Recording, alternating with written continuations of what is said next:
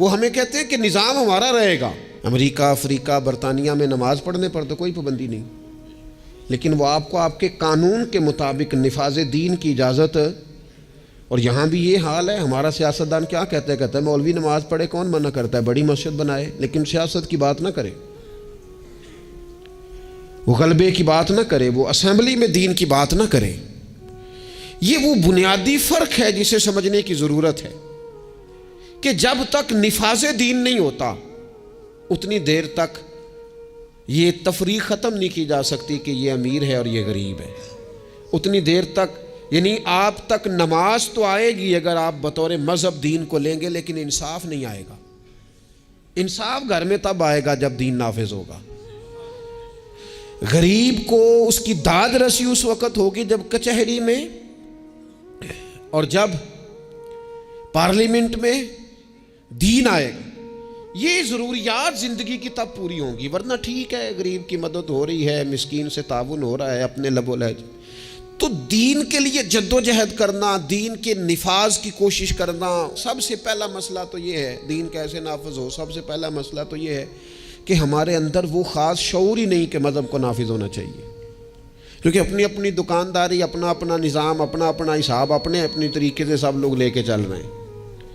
وہ ایک نظام کے جھنڈے کے تلے آنے کو تیار ہے. سب سے پہلی بات تو یہ ہے کہ ہمارے اندر دینی شعور پیدا ہو. ہم پسند کریں اس بات کو کہ اگر نبی پاک نے سادہ کھانا پسند کیا تو ہمیں بھی سادہ پسند ہے.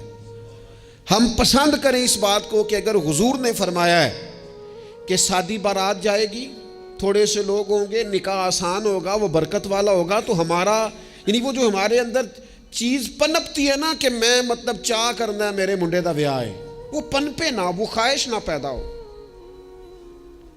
سب سے پہلی بات تو یہ ہے ہم کہیں یار میں اسی طرح بیٹی کا بیاہ کروں گا جس طرح مدینے والے نے سیدہ فاطمہ کا کیا ہے. ہم اسی طرح نکاح کو رواج دیں گے جس نکاح کا رواج نبی پاک نے مولا علی شیر خدا کے لیے پسند فرمایا ہے. یہ جب پہلی بات تو یہاں اپنے آپ کو کھڑا کرنا بڑا ضروری ہے.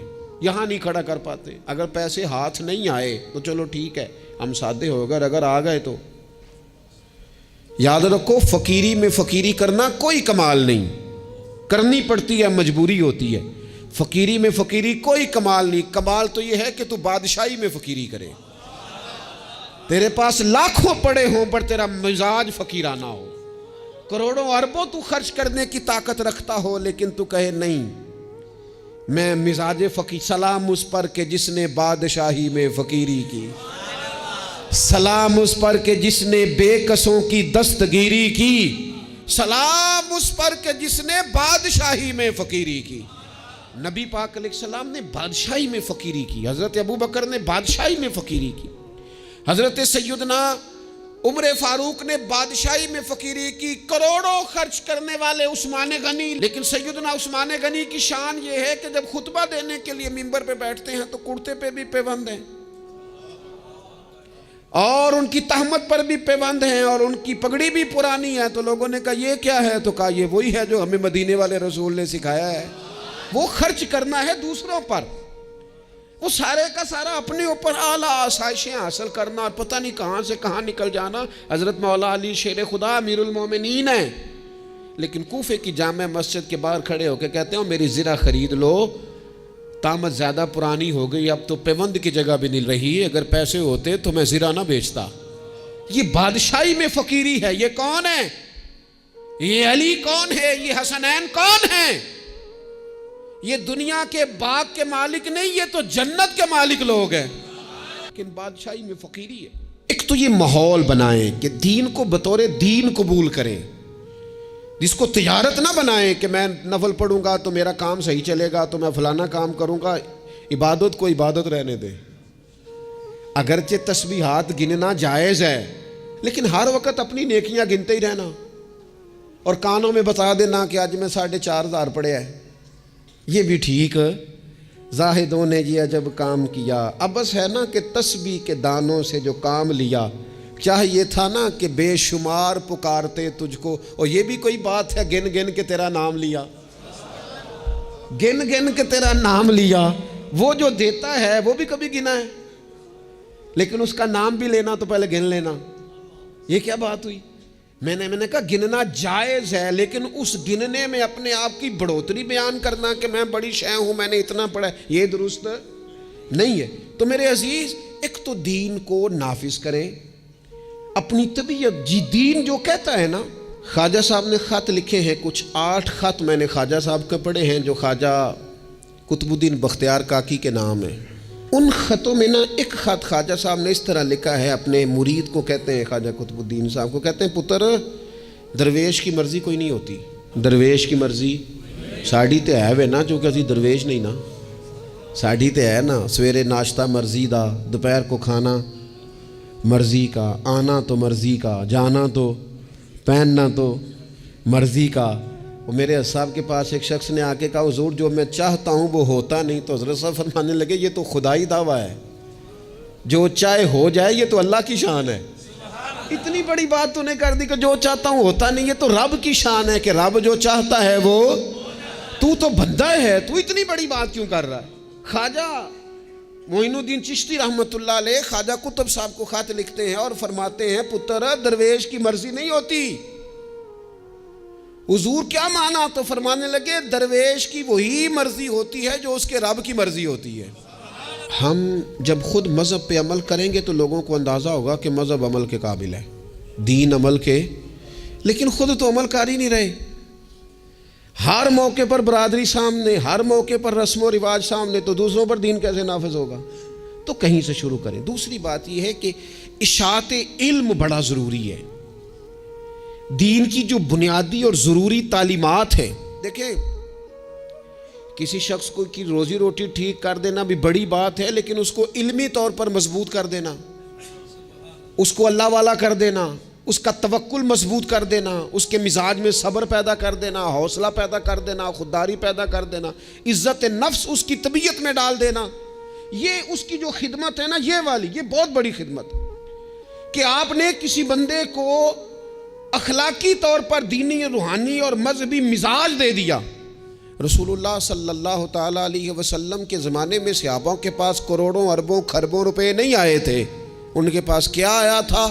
خلق محمدی کا رنگ آیا تھا ان میں صلی اللہ تعالیٰ علیہ وسلم. اس کو سیکھنے، سمجھنے اور عمل کرنے کی عادت. لوگوں میں پیغام دین اور اشاعت علم یہ بڑا ضروری کام ہے، اور انسان ساری زندگی سیکھے. ابھی بھی قرآن مجید اللہ کے فضل سے کئی دفعہ موقع ملا اس کو ترجمے تفسیر کے ساتھ، مختلف تفاسیر کے ساتھ سارا دیکھنے کا، لیکن ابھی بھی بعض اوقات پڑھتے ہیں تو کچھ آیتوں کا نیا معنی سمجھ میں آتا ہے. کئی دفعہ پڑھنے پر چیز نہیں کھلتی اور دوبارہ پڑھی ہے تو کھل گئی ہے. حضور علیہ السلام نے فرمایا میرا قرآن کبھی پرانا نہیں ہوگا، جب بھی پڑھو گے تازہ ہی مزہ دے گا. ایک تو مزاج علمی بنائیں. دوسری بات یہ ہے کہ ڈیلیور کرنے کا مزاج ہو، دینے کا مزاج ہو. امت مسلمہ دیتی ہے، یہ کشکول طلب دراز نہیں کرتی. دکھ سنانا ہر وقت یہ مزاج پیدا کرنا کہ بڑی غریبی، بڑی آزمائش، بڑی پریشانی ہے، اس سے تو بندہ کمزور ہو جاتا ہے. طبیعت اس طرح کی ہو کہ کوئی سیکھ لے، کوئی سمجھ لے، کوئی اس کے اندر چیز پیدا ہو جائے. اپنی خودی کو، خودداری کو بیدار رکھنا اور کسی کا نفع کرنے کی کوشش کرنا. حضرت عمر فاروق رضی اللہ تعالیٰ عنہ سفر کر رہے تھے، ایک بوڑھے کو بھیک مانگتے دیکھا، اسے پہچان لیا، فرمایا تو فلانا فلانا یہودی نہیں؟ یہودی. اس نے کہا میں وہی ہوں. فرمایا بھیک مانگ رہے ہو؟ کہنے لگا میں اسلامی حکومت کو جزیہ دیتا ہوں، لیکن اب بوڑھا ہو گیا ہوں، کمائی نہیں کر سکتا، تو جزیہ تو دینا ہوتا ہے نا، تو میں کچھ خیرات کٹھی کرتا ہوں، تو کچھ اپنے اخراجات دیکھتا ہوں اور کچھ میں جزیہ دیتا ہوں. تو حضرت عمر اس کو پکڑ کے لائے وزیر خزانہ کے پاس. فرمایا جب تک یہ بندہ ٹھیک تھا میں جزیہ دیتا تھا، اب جب تک یہ بیمار ہے اسلامی حکومت اسے ماہانہ اس کے خرچہ دیا کرے گی. یہ امت تو دینے والی ہے، اس کو ماہانہ خرچ ہم دیں گے. وہ شخص کہتا ہے ساری عمر جزیہ دیا تھا، قریب رہے تھے، وہ اثر نہیں ہوا. اور حضرت عمر کی یہ بات ایسی اثر کر گئی، میں نے کہا حضور یہودی بن کے ضرور میں نے خیرات لینی ہے، آپ میرا ہاتھ پکڑے نا، مجھے کلمہ پڑھائیں، ہم اس مسئلے کو ہی ختم کریں، یہ تفریق ہی ختم ہو. امت تو دیتی ہے، امت تو بانٹتی ہے، امت کے اندر تو جذبہ ہوتا ہے. ایک پیشہ برا ہے جوانوں، یاد رکھنا، ایک ہمیشہ برا ہے، اور وہ ہے کسی کے آگے ہاتھ پھیلانا۔ جو جھاڑو دے کے روزی کماتا ہے بڑی شان والا بندہ ہے، جو سویرے اٹھ کے ٹائم پہ منڈی جاتا ہے، پھل لاتا ہے، ریڑھی لگاتا ہے، وہ بادشاہ ہے، بادشاہ، اس لیے کہ اس نے ہاتھ نہیں پھیلایا، اس نے رب کی رحمت کا دروازہ کھٹکھٹایا ہے۔ وہ بادشاہ آدمی ہے، اس نے اعزاز کے ساتھ اپنی ذمہ داریوں کا احساس کیا ہے۔ بڑا مزہ آتا ہے جب شام کو بندہ اپنی دکان بند کرے اور پھر چھوٹے چھوٹے نوٹ گنے، اور پھر ان میں سے نا، میں نے دیکھا ہے غریبوں کو، کہتے ہیں جی میں نا جی وہ 50 روپے روز دے رکھے نے، اللہ دی راہ تے دینے نے، اور پھر اس میں سے وہ تھوڑے سے جب بچا کے کہتا ہے نا کہ آج میں نا مطلب 4 پیسے زیادہ ہیں، آج گھر پھل بھی لے کے جانا ہے۔ وہ جو ذائقہ ہے اسے کبھی محسوس تو کرو۔ میرے رسول پاک علیہ السلام نے فرمایا سب سے بہترین کھانا وہ ہے جو اپنے ہاتھوں کی محنت سے تو کما کے کھاتا ہے، اور فرمایا اللہ کے نبی حضرت داؤد علیہ السلام اپنے ہاتھوں کی محنت کر کے کما کے کھایا کرتے۔ امت کی یہ ذمہ داری ہے کہ امت مشقت کا مزاج بنائے، طبیعت بنائے، مشقت کی ذہن بنائے۔ ہمارے ہاں تو اب جناب وہ جدوجہد کا شوق نہیں، طبیعت نہیں، پڑھنے لکھنے تک کو لوگ بس ٹھیک ہے، برکت سے سارا کچھ چل رہا ہے۔ چوتھی بات آپ کی خدمت میں یہ عرض کرنی ہے کہ امت اگر چاہتی ہے نا عروج پائے، تو پھر امت کو چاہیے کہ تھوڑا اتفاق کا بھی مزاج پیدا کرے۔ ہمارے ہاں نا فروعی مسائل میں بھی اتنا اختلاف ہے، اتنا رٹا ہے، کوئی بندہ دوسرے کو قبول کرنے کو تیار نہیں ہے، جھگڑا ہی جھگڑا، بحث ہی بحث۔ ایک گھر میں 4 لوگ رہتے ہیں اور چاروں کا مزاج مختلف ہے، چاروں کی پارٹیاں مختلف ہیں، چاروں کی سیاست مختلف ہے، چاروں کا مزاج مختلف۔ کسی خاندان میں اتفاق نہیں رہا، کسی قبیلے میں اتفاق نہیں رہا، کسی گروہ میں جماعتیں ٹوٹ پھوٹ کا شکار، تنظیمیں ٹوٹ پھوٹ کا شکار، ملکوں میں ماحول اتنا عجیب۔ یہ میرا وطن ہے پاکستان، جن لاکھوں لوگوں نے قربانیاں دی تھیں وہ پوچھتے ہیں اس لیے تمہیں وطن بنا کے دیا تھا؟ وہ جو ہجرت کر کے آتے رستے میں قتل کر دیے گئے تھے، وہ سوال تو کریں گے نا قیامت کے دن کہ یہ حال کیا تم نے وطن عزیز کا، یہ کیفیات تم نے کی لوگوں کی؟ کوئی حال ہی نہیں۔ کبھی کوئی کسی کے خلاف بات ہے تو کبھی کوئی رسہ کھینچ رہا ہے تو کبھی کوئی کسی کے پاؤں کھینچ رہا ہے۔ خدا رہا کوئی استحکام، لوگ جوڑتے ہیں، بڑوں کا کام ہوتا ہے قوم کو جوڑنا، ان کو نظریاتی طور پر مضبوط کرنا، ان کی فکر کو مجتمع کرنا۔ رائے کا اختلاف ہو جانا کوئی بڑی بات ہے؟ زندہ لوگوں میں اختلاف ہو جاتا ہے، زندے جب لوگ ہوتے ہیں تو ان کی رائے مختلف، لیکن اپنی رائے کو دوسرے پہ مسلط کرنا، تھوڑا سننے کا بھی حوصلہ پیدا کرے تو کچھ اتفاق کا مزاج، کچھ تھوڑی دوسروں کی تعریف، کچھ تھوڑا کسی اور کو بھی قبول کر لینا، تھوڑا سا کسی اور کے بارے میں بھی کبھی اچھی رائے دے لینا، کبھی کہہ لینا کہ نہیں فلانا فلانا فلانا فلانا آدمی۔ جب لوگ بخیے ادھیڑ رہے ہوتے ہیں نا، فلانا بھی برا ہے، فلانا بھی برا ہے، فلانا بھی برا ہے، فلانا بھی برا ہے، تو میں اکثر کہتا ہوں یار تم نے اتنی جلدی کر دی سب کو برا کہنے کی، تمہیں پتہ نہیں لقد خلقنا الانسان فی احسن تقویم۔ رب کہتا ہے میں نے تو بڑا سونا انسان بنایا ہے، اور تمہیں کسی میں اچھائی نظر نہیں آ رہی۔ اور امت وہ ہے جو رسول رحمت کی امت ہے، لیکن وہ چھوٹی چھوٹی باتیں، چھوٹی چھوٹی لڑائیاں، کچھ اتفاق۔ امت مسلمہ جب تک متفق نہیں ہوتی اپنی عزت کو کبھی بحال کر سکتی، جب تک ان کا اور اتفاق، چھوٹے چھوٹے ٹکڑوں میں امت کو بانٹ دیا گیا ہے، چھوٹی چھوٹی ریاستیں، چھوٹے چھوٹے گروہ، چھوٹے چھوٹے مفادات، جب تک یہ اتفاق نہیں پیدا کرتے اتنی دیر تک آگے بڑھا جا سکتا۔ اور 5ویں بات، جب تک مسافر منزل پر پہنچنے کی تڑپ نہیں نہ پیدا کرتا اتنی دیر تک منزل اس کے قریب نہیں آتی۔ اس امت کی منزل ہے کنتم خیر امت اخرجت للناس تأمرون بالمعروف وتنہون عن المنکر۔ اس امت کی منزل ہے دنیا کو خیر کا پیغام دینا، لوگوں کو برائی سے روکنا، اس کی منزل ہے۔ آپ سفر پہ جا رہے ہو نا جی، تو بندہ رستے میں قیام مختصر کرتا ہے، ضرورت کا کرتا ہے، بلا وجہ الجھاؤ نہیں پیدا کرتا۔ وہ کہتا ہے مجھے آگے بڑھنا ہے، مجھے کام کرنا ہے، آگے نکلنا ہے۔ وہ ادھر ادھر زیادہ وقت کا ضیاع نہیں کرتا، اس کو اپنے وقت پر پہنچنا ہے، اس کی کوشش ہوتی ہے کہ سفر جلدی ختم ہو۔ منزل مقصود جب لوگ طے کر لیتے ہیں تو پھر وہ جد و جہد کرتے ہیں کہ منزل ملے، منزل۔ میں کیا کروں، کیسے عرض کروں، ہمارے ہاں لوگوں نے منزل کا تعین ہی نہیں کیا، منزل پیسے کو، شہرت کو، دولت کو بنایا۔ ہماری منزل تھی کہ ہم نے دنیا میں خیر پھیلانی ہے، ہم نے حق کی اذانیں دینی ہیں، ہم نے لوگوں کو پیغام دینا ہے کہ اگر تم نے خیر سیکھنی ہے تو دروازہ رسول پہ آؤ صلی اللہ تعالی علیہ۔ لیکن ہمارا تو گھر کا جھگڑا ہی نہیں ختم ہو رہا، ذاتی رٹے ہی نہیں ختم ہو رہے، ہمارے اپنے روزمرہ کے مسائل نہیں ہمیں پیس کے رکھ، باہر نکلنے کو تیار ہی نہیں، بڑی سوچیں۔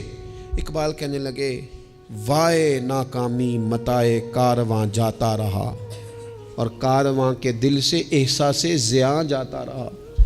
کہنے لگے مسئلہ تو یہ ہے کہ سارا کچھ لٹ گیا اور ہمیں احساس بھی نہیں کہ لٹ گیا ہے، امت بکھر گئی، ٹوٹ گئی، اور احساس بھی نہیں کہ ٹوٹ گئی۔ کچھ کوشش، کچھ جد و جہد، کچھ آگے بڑھنا، کچھ ہمت کرنا، کچھ تھوڑا سا منزل کی طرف سفر کرنا کہ ہم اپنا جتنے لوگ آئے نا امت مسلمہ میں انہوں نے خیر میں اپنا حصہ ڈالا۔ حضرت صدیق اکبر، فاروق اعظم، عثمان غنی، مولا علی، سعد بن ابی وقاص، حضرت ابو عبیدہ بن جراح، جناب معاذ بن جبل، حسنین، کریمین، آگے آئیے حضرت عمر بن عبدالعزیز، امام بخاری، امام مسلم، امام ترمذی، امام اعظم، امام احمد بن حنبل، امام شافعی، اعلیٰ حضرت بریلوی۔ آپ دیکھیں لوگ اپنے اپنے دور میں اپنا حصہ ڈالا، وہ دین کا پیغام دور کے تقاضوں کے مطابق سناتے گئے۔ اگر وہ پیغام بغداد آیا تو غوث پاک نے ممبر سجا لیا، اگر وہ پیغام اجمیر آیا تو خواجہ معین الدین نے ممبر سجا لیا، اگر وہ پیغام پاک پتن آیا تو بابا فرید ممبر پہ بیٹھ گئے، دنیا کو اللہ اللہ سکھا دی۔ اگر وہ پیغام لاہور آیا تو سید حجویر مخدوم امم، گنج بخش فیض عالم، مظہر نور خدا، ناکسارا پیر کامل کامل آرا، رہنما وہ اذانیں دیتے رہے، اپنے اپنے حصے کی ڈیوٹی کرتے رہے۔ اب میری اور آپ کی باری آئی، سو کے وقت نہ گزار دینا، دیکھنا سوتے سوتے اسرائیل نہ آ جائیں، دیکھنا کھانے پینے کے سفر میں ہی زندگی تمام نہ ہو جائے، دیکھ لینا پروگرام بناتے بناتے ہی سانسیں ٹوٹ نہ جائیں۔ اقبال تڑپ کے کہنے لگے، حضور کی بارگاہ میں کہنے لگے میری زندگی کا مقصد تیرے دین کی سرفرازی، میں اسی لیے مسلمان، میں اسی لیے مسلمان، میں اسی لیے مسلمان، میں اسی لیے نمازی۔ یہ سارا کچھ جو کچھ ہے یہ بلندی دین کے لیے، سربلندی مذہب اسلام کے لیے۔ اپنے اندر جو کوئی کچھ کر سکتا ہے وہ جد و جہد پیدا کرے۔ سب سے پہلی بات تو یہ عرض کی ہے کہ اپنے اندر دین کا شعور پیدار کرے، علم دین کا مزاج بنائے، بادشاہی میں فقیری کی طبیعت پیدا کرے، امت کو جوڑنے کی بات کریں، کم از کم فروعی اختلافات کو تو چھوڑیں۔ اور پانچویں بات یہ ہے کہ جو کوئی کچھ کر سکتا ہے وہ کرے، آگے بڑھے۔ ایک بندے کو نمازی بنا سکتا ہے تو اسے بنائے، ایک کو قرآن مجید کی تعلیم کے قریب کر سکتا ہے تو کرے، لوگوں کو بتائے کہ یہ گناہ، یہ میل کچیل، یہ مومن کی شان ہی نہیں، مومن کا کردار، اس کی عظمت اس کے نام سے واضح ہے۔ حضور والے جو ہیں وہ تو لفظ سے واضح ہے کہ یہ کون لوگ ہیں۔